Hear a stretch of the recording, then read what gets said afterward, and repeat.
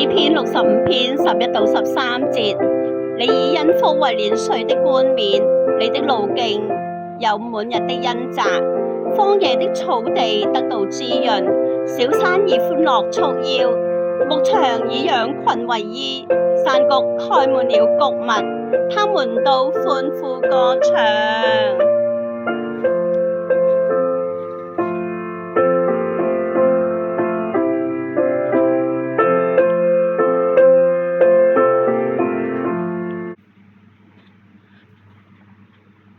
你恩福為年歲冠冕，你的路徑滿日恩澤，荒野草地得到滋潤，大山歡樂，小山歡欣，牧場滿羊，山谷滿穀，他們都要歡呼歌唱，歌唱頌讚主恩，恩典滿溢，滿溢恩澤。